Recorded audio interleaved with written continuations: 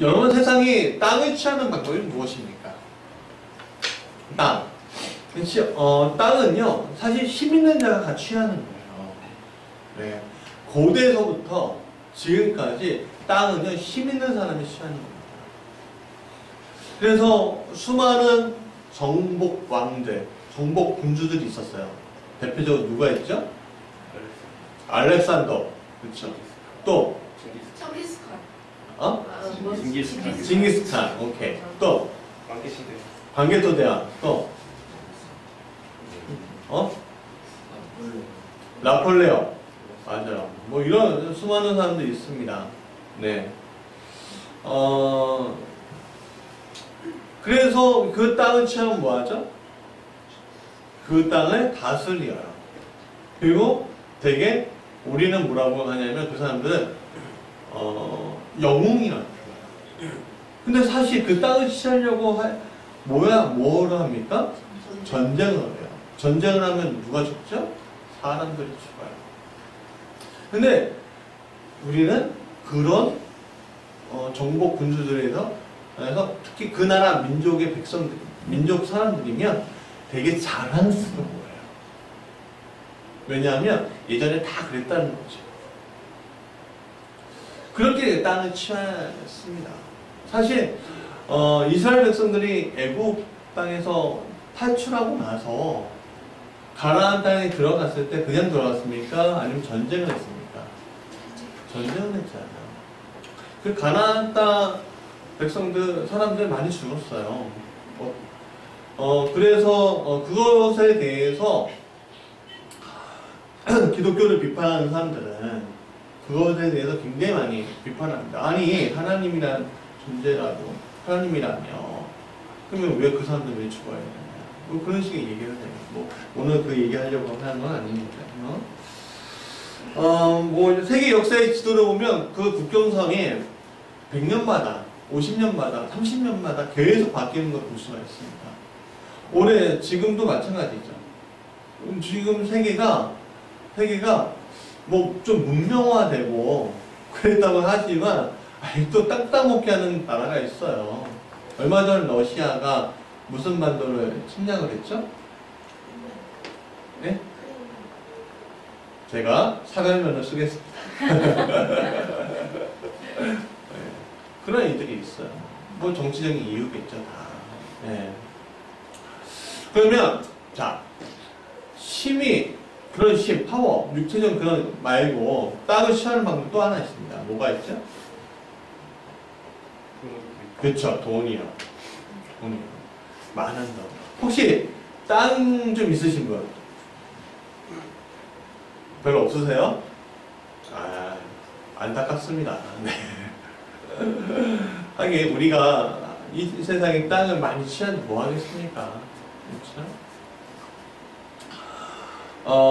근데 참 우리가 땅을 마음에 드는 땅이 있고 막 있어도 요즘에 뭐 땅이 집이죠, 그렇죠? 근데 집이 너무 비싼 것 같아요. 예. 뭐 보통 집이 뭐 평당 1,000만?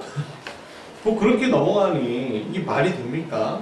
사실 한 평이라고 해봤자 이만큼이에요. 이게 어떻게 1,000만 원짜리예요? 참 이해가 안 갑니다. 근데 또 그게 안 되면은 경기가 안 돌아간대요. 뭔가 우리가 섞고 있는 것 같아요. 뭔가 섞고 있어요. 그래도 우리가 성실하게 살아가면 집을 거주하고 그렇죠? 또 뭐 더 나으면 상가도 하나 사고 노후도 대책도 하고 뭐 이렇게 하면 참 좋겠는데 참 이게 자고 일어나면 집값이 뛰니 자고 일어나면 땅값이 확 오르니 내가 수십 년 동안 돈을 모았는데 그래서 뭔가 이렇게 좀 내가 거주할 집을 하나 딱 사려고 보니까 이런 게 올랐네. 이런 일들이 우리에게 펼쳐지고 있잖아요.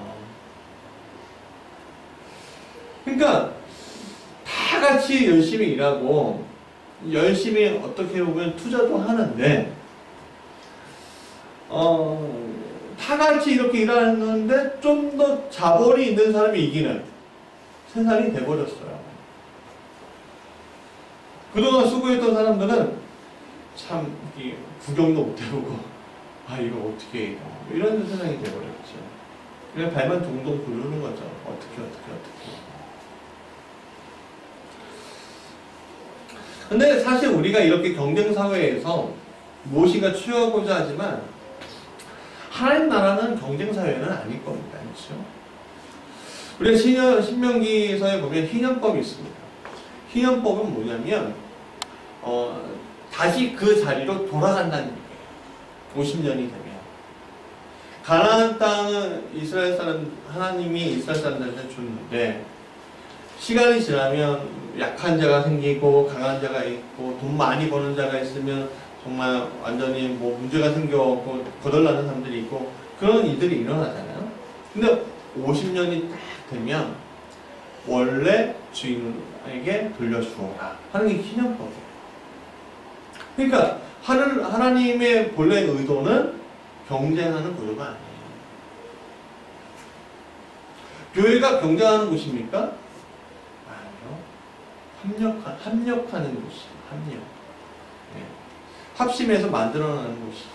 그런데 세상은요, 강한 자, 돈 많은 자, 권세 많은 이들에게 땅을 많이 차지하고, 또 교회 안에서도 그런 일들, 지분을 많이 차지하고, 그런 일들이 굉장히 많이 일어납니다. 예전에, 이런 얘기하면 안 되는데, 좀 얘기할게요. 옛날에 큰 교회에, 시위하러 간 적이 있어요. 대학교 때. 네, 그때 이제, 대학교 1학년, 2학년 뭐 이때였는데, 감리교에 큰 문제들이 있었어요. 사실. 그게 굉장히 오래됐는데 아직도 다 해결이 안 됐어요. 네. 근데 거기에서 이제 그 교회에 지금은 없는데, 주차장이 있고 큰 문이 있는데, 거기 가고, 이제, 문을 이렇게 하면서 열어달라고 들어가겠다고 뭐 이렇게 했어요. 그랬더니 그 교회 한 권사님이 오셔. 야! 너희들 뭐 하는 거야? 내가 얼마나 헌금하고 막 눈물 흘리면서 기도하면서 이 교회를 세우는데 너희들이 뭐 하는 거야? 이해가 돼요. 지금 이해가 돼요. 근데 그때는 어떤 친구가 이렇게 불렀어요. 뭐라고 뭐냐면 돈으로 행복하여 하나님 나라.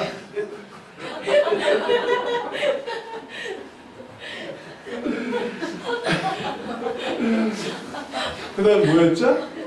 힘으로도 못 가요요? 예. 하여간 그거 불렀어요. 근데 또 권사님이 이분 좋으신 분인가. 하여간 뭐 우리가 다 끝나고 나서 이분이 사실은 내 마음이 그게 아니었습니다. 또 하면서 그랬는데 하여간 교회에도 지분이 있어요.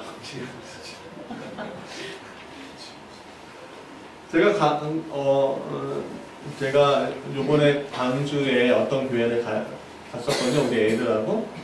근데 이 목사님이 놀라운 게 오신 지 1년 만에 건축을 아름답게 다 하셨어요.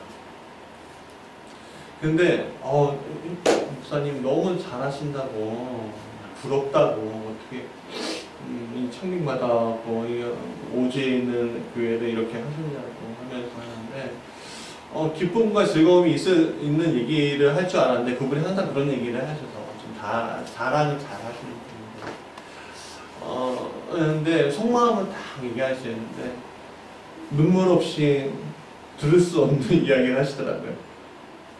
왜냐하면 그 교회에 지분이 있는 분들이 참 많이 아프게 하시더라고요. 어떻게든 세상적으로도 또 교회 안에서도 난 지분이 있어. 나는 이거가 할 권리가 있어. 생각하는 일들이 굉장히 많이 있습니다. 도저히 뭐 하는 예수님이 이야기하시는 거하고는 좀 상관이 없는 세상이 되어가고 있어요. 교회도 마찬가지고. 조심해야죠, 사실. 근데 그게 세상 이치애잖아요. 그렇죠. 내가 투자한 만큼 거기서 권리를 누리는 게 땅을 차지하는 게 세상의 이치 아닙니까? 우리 세상 이치대로 살아가는 거예요. 그게 하나님의 질서 아닌가라는 생각이 들어요. 어떻게 할 때. 근데 예수님이요, 역설적인 얘기예요. 온유한 자가 땅을 차지한다는 거예요. 온유한 자에게 복을 주시는데 그 사람이 땅을 차지한대요. 이게 참 이상해요. 온유. 여러분, 온유가 무슨 뜻이죠? 온유하다는 말이 무슨 말이, 예. 아니면 참 재밌는 게 번역서마다 이게 조금씩 팔복도요. 번역서마다 단어가 조금씩 다 다른데 마태복음 5장 5절 온유 온유라는 단어만큼 다 똑같아요. 예, 세번역, 공동번역, 킹제임스, NIV 등등등 다 봤어요. 그랬더니 똑같아. 온유. 그러니까 그럼 여러분 NIV 성경 미크라고 돼 있는데 그 온순하다, 온화하다 이런 뜻인데 온화하고 부드러운 성격. 제가요 이 온유에 대해서 좀 착각한 적이 있었어요. 어떻게 착각했냐면 온유하다는 것은 무조건 착한 것이야. 유한 것이야. 막 사람들이 막 저기에도 대들지 않고 마음 그래 너 가져 막 이런 거야. 뭐 이런 생각을 했어요. 무조건 착해라 무조건 참는다 이런 생각. 그래서 싫었어요. 사실. 왜 내가 맨날 당해야지? 이런 거 있잖아요. 그래갖고 제가요 어릴 때부터 교회 다녔어요. 그리고 딱 이 부분이 걸리는 거예요. 근데 사춘기 시절에 막 공격하면요 공유 아니야 저것들이 하면서 막 욕하면 막 그래. 저 그런 시절이 있었어요. 사실. 그러니까 온유라는 말의 뜻을 오해하면서 살아왔던 시절도 있었어요. 그냥 무조건 착하고 참는 것이 예수님의 제자야. 그게 온유니까. 여러분도 그렇게 생각하지 않습니까? 이 온유에 대해서?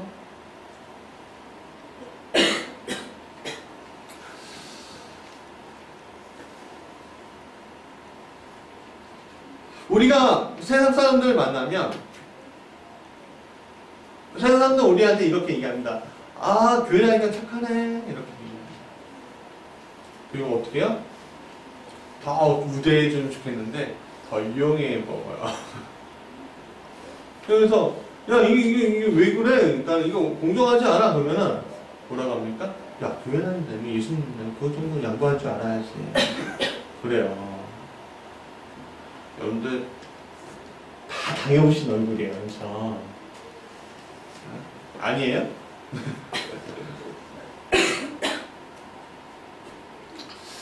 여러분 사실 많은 사람들이 겉으로는 온유한 것처럼 하지만 사실 문제가 있을 때 자기 힘으로 어쩔 수 없기 때문에 온유한 척하는 경우도 많이 있습니다.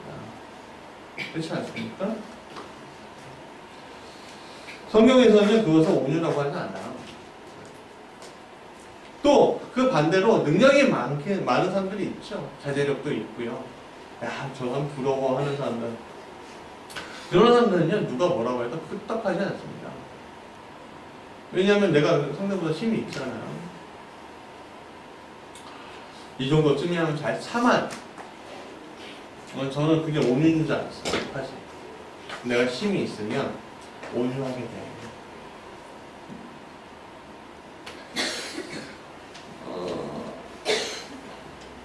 상대가 아주 악하게 대항하고 크게 화를 낼 수 있는 상황에서 화를 내지 않고 서로 참고 있으면 참 온유한 사람처럼 보이지만 예수님 말씀하시는 온유한 사람은 사람이 겉으로 보이는 대로 생각하고 판단하기 쉽지만 그렇게 해서는 답을 잘 못 찾죠. 우리의 관념은요 그릇된 것이 굉장히 많아서 하나님께서 말씀하신 말씀을 비추어 보면 우리가의 관념이나 우리의 이런 것들이 다 오해가 있었다라는 생각을 많이 하게 됩니다. 그래서 교정을 해야 되죠. 인간적인 성품이야 온유하면 얼마나 좋겠습니까? 온화하고. 그러나 세상에 살 때, 특히 인생의 쓴맛, 단맛 다 볼 때는요, 참 불편한 일이 아닐 수 없습니다. 여러분, 목사의 성품이 온유하면 좋겠습니까? 아니면 하면 좋겠습니까? 온유하면 좋겠죠? 근데 개척교회 하면요, 여러분, 온유하면요, 참 불편한 게 많아요. 양난의 법이 묻습니다. 때로는 들수처럼 막 달려야 하는데 목사님 온유하세요. 그럴 때도 있어요. 어저께 어떤 분이 오셔서 얘기하는데 저기 어떤 큰 요즘에 무슨 교회 있는데 그 목사님이랑 막 얘기하는 거예요. 들었죠. 그게 무슨 군대식으로 한다고. 그러면서 요즘 세상에 그런 교회거든요.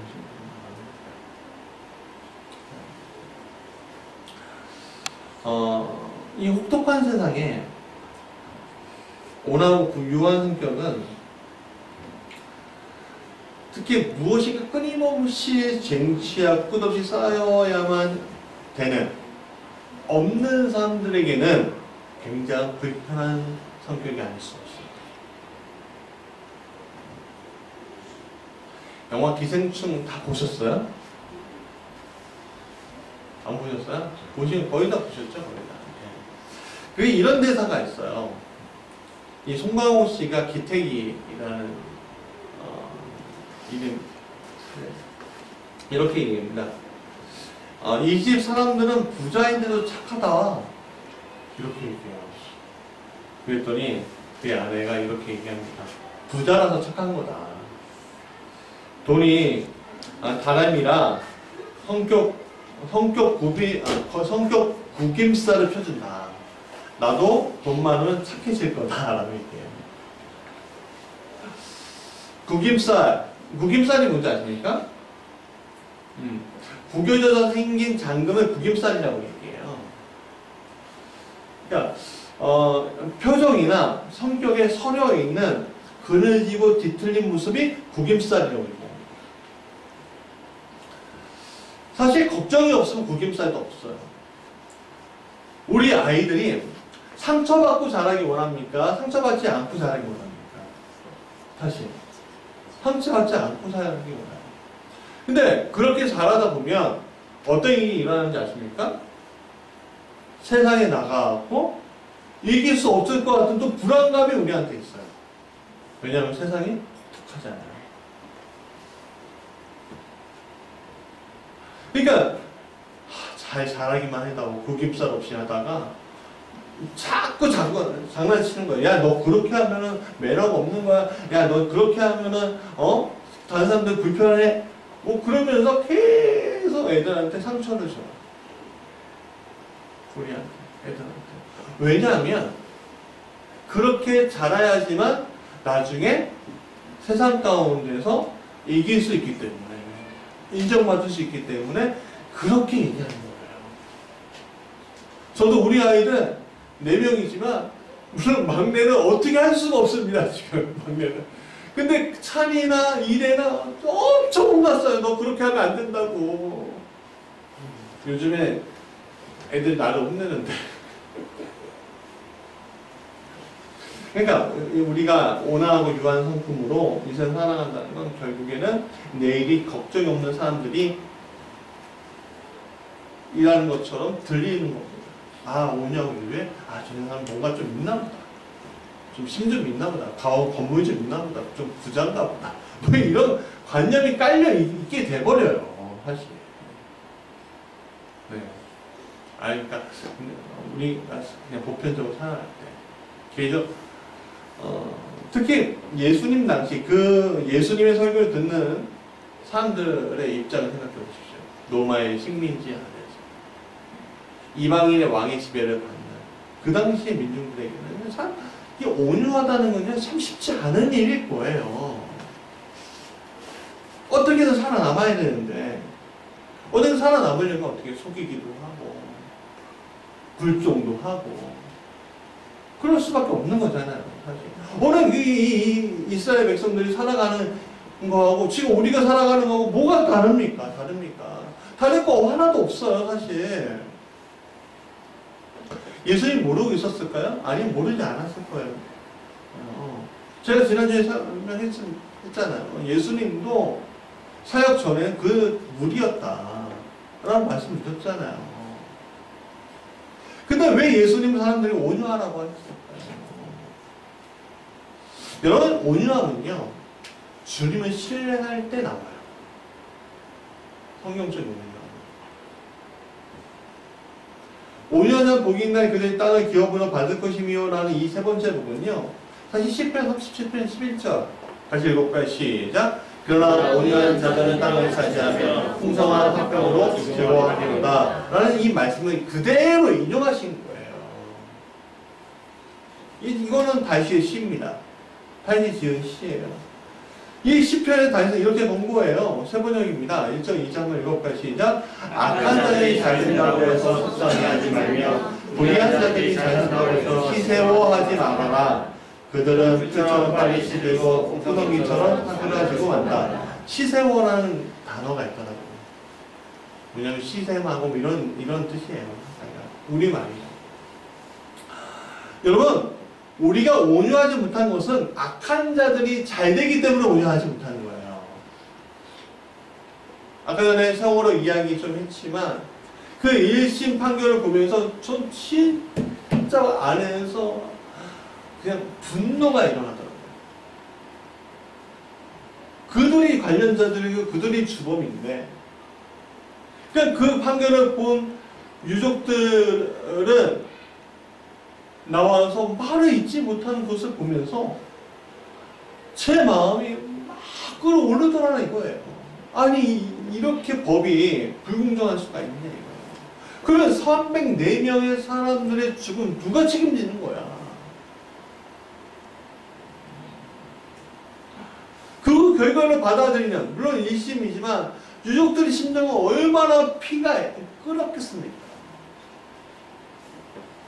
악인들이 잘 되어가는 세상 속에서 도저히 이해가 되는 것이 아니에요.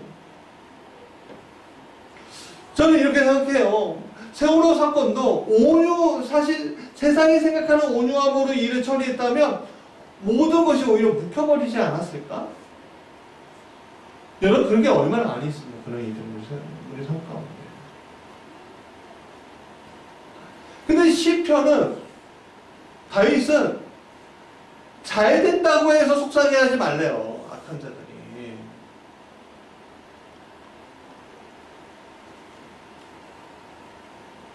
참 이상하죠. 근데 우리가 놓치지 말아야 될 것이 있습니다. 뭐냐면 선하신 하나님의 인도함이 있습니다. 이 불의하고 악한 세상에서 선하신 하나님을 우리가 믿고 신뢰하고 인도함을 받는 게 무엇이냐.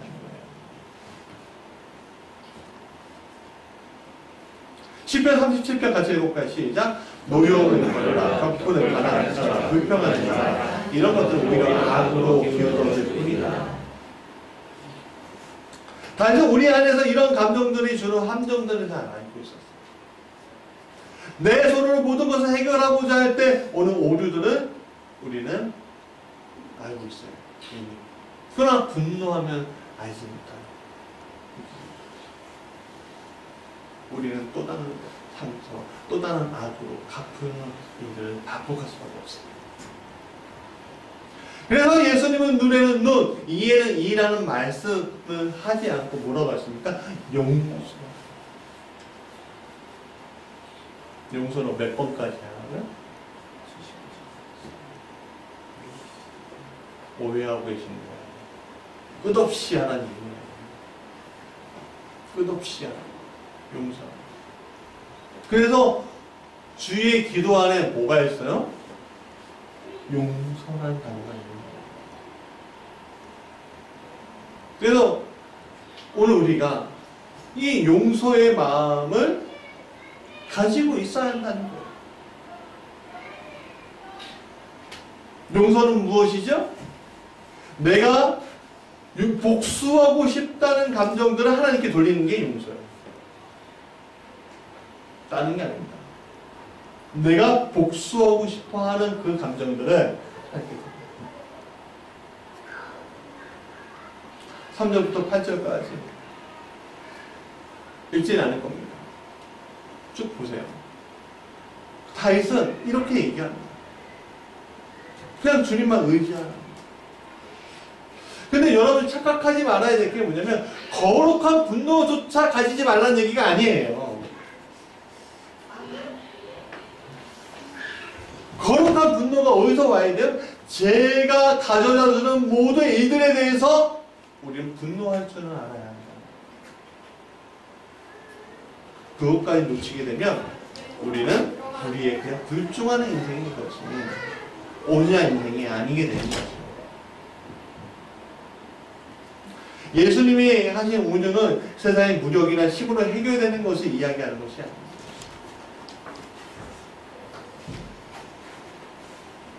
바랄라 라이징이라는 영화가 있어요. 한 그 노예인데 격투기 하는 노예인 거예요. 스코틀랜드 그 영국 뭐 이런 땅이에요. 아니면 뭐 노르웨이 뭐 이런 땅에서 그렇게 하는 사람들이. 근데 그 애꾸는 주인공 애꾸는 있고 이 사람이 탈출합니다. 그리고 십자군들을 만나요. 거기 십자군을 만나갖고 성지를 떠나는데 이 성지를 떠나는데 이 사람들이 길을 잘못 든 거예요. 나중에 나오는데 알고 보니까 아메리카 대륙으로 가버린 거예요. 근데 그 안에서 이 사람들이 얘기했어요. 나는 성지를 탈환하고 그리스도를 위해서 살 거야. 이렇게 하는데 한 명 한 명씩 죽어요. 근데 그럴 때마다 본심이 드러나요. 원망이에요. 왜 원망하고 본심이 드러나냐면 아니 그 성지에 가고 땅을 준다며 그 성지에서 내가 부귀영화를 누릴 수 있게 해준다며 그래서 따라가는 거였어 하면서 죽어요.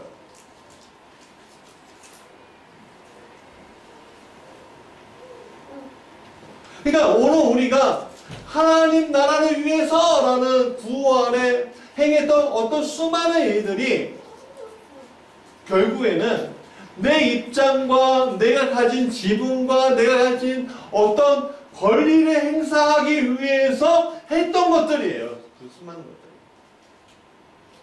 것들. 그것들은 온유하고는 관련이 다 죄된 방법입니다. 맨 마지막에 주인공이 한 소년을 살리기 위해서 자기가 희생하는. 여러분, 오늘 우리가 하나님으로 이름으로 행하는 모든 일들을 버려야 돼요. 그 일들을 버리고 진짜 하나님의 마음을 가지고 있어야 돼요. 거룩한 분노는요, 거기서 나오는 거예요. 이 죄된 세상을 그냥 지켜볼 수 없어서. 그러면 지켜볼 수 없다면 어떻게 해야 돼요? 죄된 방법으로 싸워야 되나요? 아니요. 하나님을 신뢰하는 방법으로 싸울 것을 권고하고 있는 거예요. 하나님을 신뢰하는 방법으로 싸우라는 거예요. 자, 성경에는요, 온유한 이들이 굉장히 많이 있습니다. 모세도 있고, 노아도 있고요, 모세도 있고요. 굉장히 많아요. 다윗 얘기를 좀 해보죠. 시편 37편에. 사무엘 16장에 다윗이 압살롬한테 막 쫓겨납니다. 압살롬이 그 예루살렘 점령해봐요. 그러니까 어떻게 급하게 막 나가요. 그 신하들도 군사들도 많이 없이 그냥 이렇게 쫓아가는 거예요. 얼마 눈물 흘리면서 가는 거예요. 근데 바호림이라는 곳, 그러니까 예루살렘에서 얼마 떨어지지 않은 곳에 이르렀는데 베냐민 지파의 시므이라는 사람.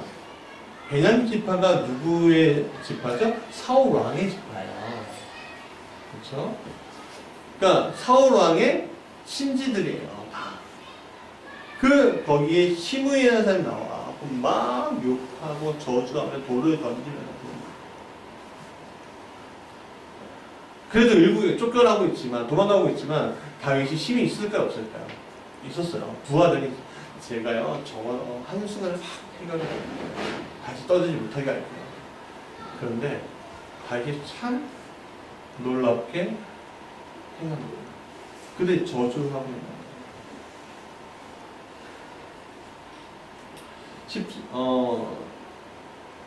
이렇게 얘기합니다. 수루아의 아들들. 이렇게 불러요.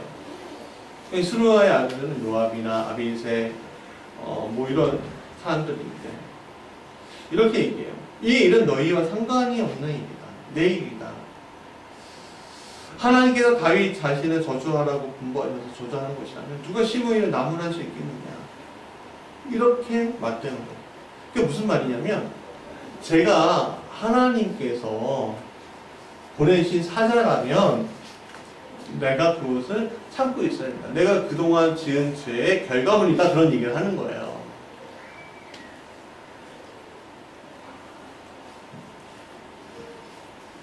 여러분, 그게 온유함입니다. 내가 힘이 있어도 하나님께서 이 순간을 맞닥뜨리라고 하실 때 그것을 온전하게 받아들일 수 있는 힘을 가진 사람들이 온유한 사람입니다. 여러분, 오늘 우리가 징계를 받으면 어떻게 합니까? 아들이 자기를 죽이려고 반역하는데 우리 같으면 어떻게 할까요? 하나님이 계시지 않는 거 아니야? 아니, 하나님이 계시면 이럴 수가 있겠어? 뭐 이렇게 하지 않겠어요? 우리가 여러분들 어려움 당할 때 항상 우리가 하나님 원망하잖아요.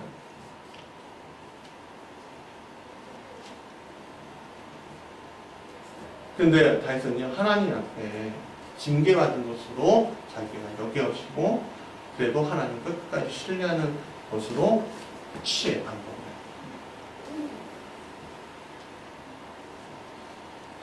그런 사람들 보면서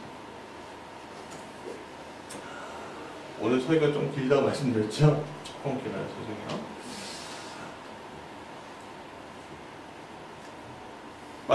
마태복음 11장 28절 같이 읽어볼까요? 시작. 수가 없건 진짜라 다 내게로 오라. 내가 너희를 쉬게 하리라. 나는 마음이 온유하고 겸손하니 나의 멍에를 메고 내게 배우라. 그러면 너희 마음이 쉬어지리니 이는 내 멍에는 짚고 내 짐은 가벼우리라 하시니라. 여러분 뭐예요? 온유하고 겸손하고 붙어있죠? 그렇죠. 이게 하나님의 성품이 중에 하나가 온유입니다. 예수님 원수로부터 온갖 고초를 당해서 뭐 어디에 달려요? 십자가에 달리시는데 거기서도 용서해 주셔요. 참 이상해요. 나 같으면 막 저주할 텐데. 능력 있으면 십자가에 내려와서 이 채찍을 휘두르면서 그랬더니 예수님 그냥, 왜냐면 거기 그게 죄를 이기는 유일한 방법이기 때문에, 구원해 주신 유일한 방법이기 때문에 그렇게 하죠. 맞대응하는 것이 아니에요. 오늘 우리를 괴롭게 하는 원수들, 아니면 대적들, 우리를 괴롭게 하는 상사들, 아니면 뭐 이런 사람들이 있을 겁니다. 그럼 그 사람들에 대해서 우리가 어떻게 맞대응을 해야 될까요? 그냥 당하고만 있을까요? 당하고만? 당하고 있지 마세요. 최선을 다해 방어하세요. 근데 그 최선을 다해서 방어할 때 여러분들이 든 무기로 싸우지 마세요. 무기는 두 번째 이야기입니다. 하나님을 신뢰하고 하나님께서 하시는 것으로 싸우셔야 됩니다. 여러분, 악한 것들이 우리를 공격할 때는 그 악한 것들도 똑같이 대응하기 원하는 거예요. 요즘에 일본이 크게 어려움 당하잖아요. 왜 어려움 당하는지 아십니까? 걔네들이 반응할 때 우리가 똑같이 걔네들한테 반응하기 원하는데 반응하지 않고 다른 방법으로 반응하는 거예요. 그러면 오히려 일본이 어려워지는 거예요. 참 신의 한 수죠. 우리도 마찬가지예요, 사실. 오늘 우리가 온유해질 수 없어요, 이 세상을 바라보면. 그러나 그 온유해질 수 없을 때 우리는 딱 잡아야 돼요. 뭘 잡아야 돼요? 주님을 잡아야 돼요. 그 순간.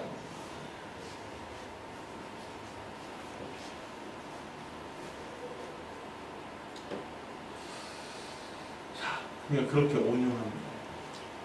온유한 사람 복이 있대요. 그리고 뭘 주신대요? 이제서야 땅이 나와요. 땅을 주신대요.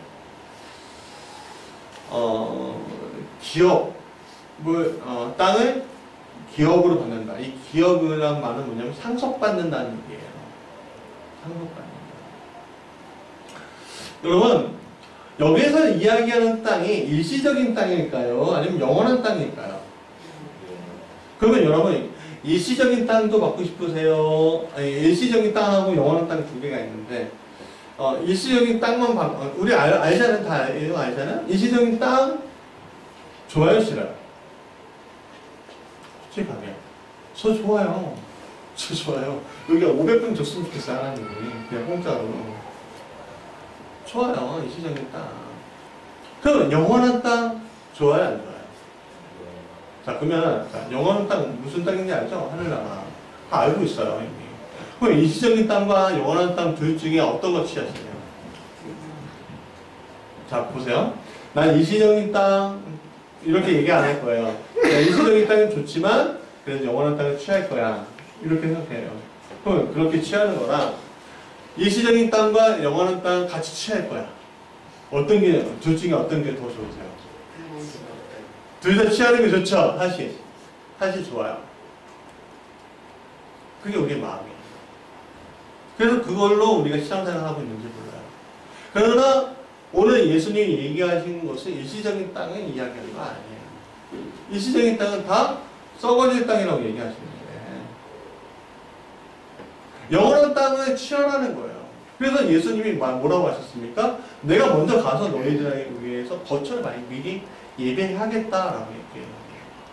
지난주에 하랑이한테 우리 이제 하랑이 있잖아요. 하랑이한테 천국에 대해서 막 얘기했어요. 그래서 천국에 대해서 어떻게 얘기했냐면 설명하기 좀 애매한 게 있어요. 그냥 사실 천국은 좋은 곳 이렇게 해버리면 다 끝나요. 하나님 계시고 좋은 곳. 근데 사실 우리가 가지고 있는 개념이 그렇게 다 미치지 못해요. 그리고 하나님한테 이렇게 얘기했죠. 자, 너 집이 크면 좋겠니? 작으면 좋겠니? 크면 좋겠고. 그럼 너 방이 있으면 좋겠니? 있으면 좋겠고. 그러면 작은 방, 큰 방이에요. 그럼 그거는 잘 생각해보자. 그 큰 방에 뭐가 있으면 좋겠니? 좋은 침대가 있으면 좋겠다. 좋은 서랍장이 있으면 좋겠다. 좋은 장롱이 있으면 좋겠다. 좋은 옷이 있으면 좋겠다. 그게 그 천국이야. 그렇게 했어. 사실 그게 맞아.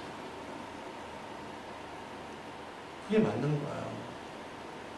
왜? 내가 상상한 것 이상의 것이 천국이 위에서 주어진 내 것이기 때문에. 그러면 이 땅은 무시하면서 살라는 얘기냐? 그게 아니에요. 이 땅은 무시하면서 살라는 얘기예요.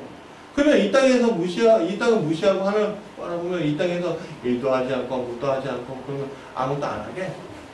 그렇지 않아요. 오늘 이스라엘 시편의 37편 11절에서 말했던 그 땅은요 어떤 땅인 것 같으냐? 다윗이 말한 땅은 하늘나라의 땅일까요? 아니면 가나안, 예루살렘 그 땅일까요? 다윗이 말한 땅은요 이 지상에 있는 땅을 그 땅. 그 땅을 그가 취하고 그 땅에서 하나님이 주신다는 거예요. 여러분 우리가 잘 생각해보면 우리가 온유함, 하나님이 주신 온유함을 가진 사람은 땅이 있어도 되고 없어도 돼요. 근데 참 이상한 게 뭔지 아세요? 온유함을 취하는 사람들이 땅을 기업으로 받는 일들이 굉장히 많이 생겨요. 생각지도 않게. 근데 그게 우리의 목적일 수는 없다는 거예요.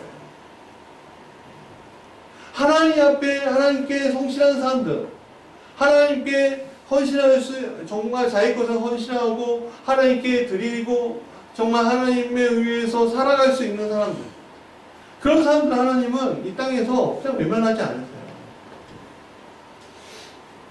근데 왜 그 얘기가 문제가 있냐면 하나님의 것을 100% 강조하고 이거는 뭐 강조하지 않아도 되는데 오늘 교회가 이건 100% 얘기하지 않고 이거 한 70% 아니 뭐 30% 얘기하고 여기 70% 80% 99% 여기는 얘기해요.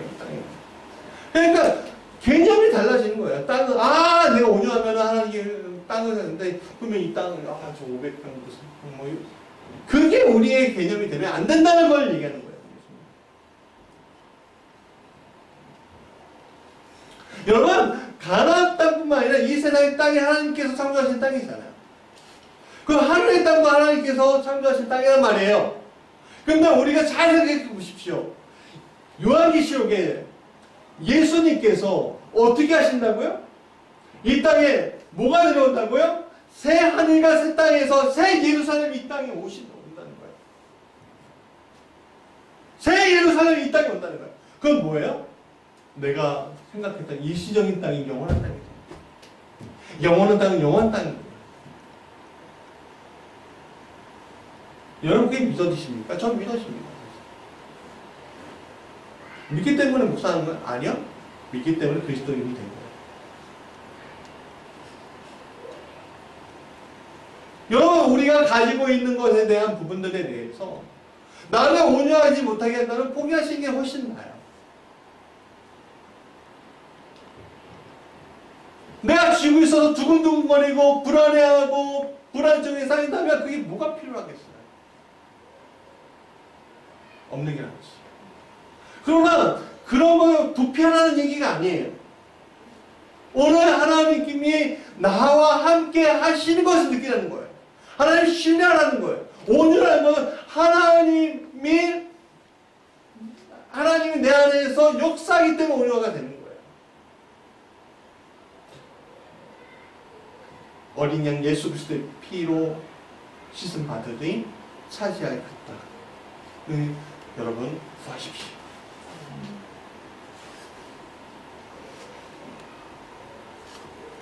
로마서 14장 17절에 성령한 자는 의와 평강과 희락이 있대요. 근데 그것은 어떻게 해요? 무슨 말이에요?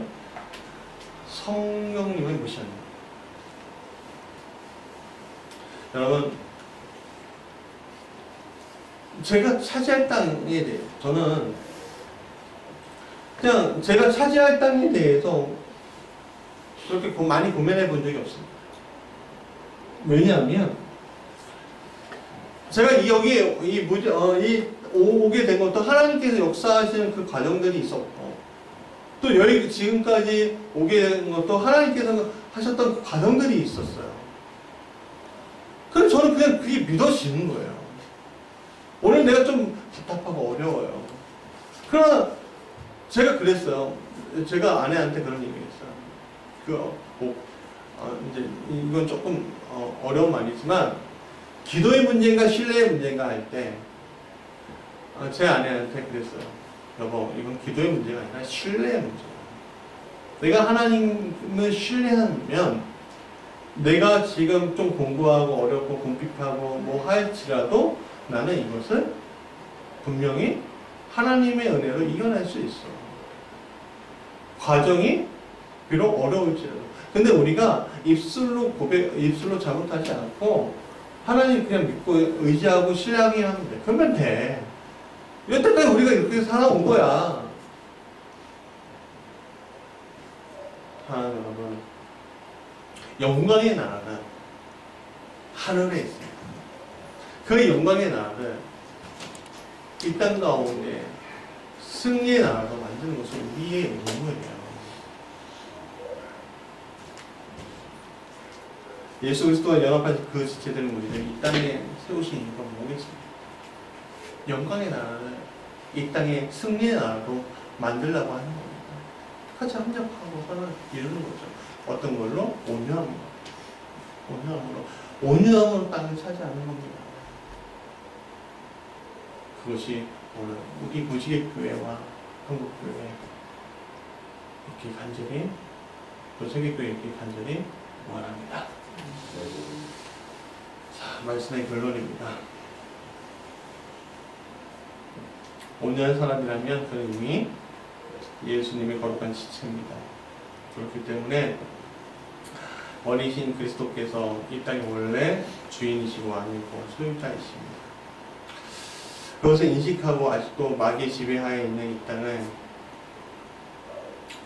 하나님의 지체인 우리가 그리스도의 다스림을 받아서 그분의 뜻과 원칙으로 드러내야 하는 것이 오늘 우리의 임무이기로습니다. 세상 마귀가 아무리 파내친다 하더라도 우리는 주님을 놓칠 수 없습니다. 주님이 주신 주님의 온유로 이 땅을 승리하는 여러분 되시길 간절히 축원합니다.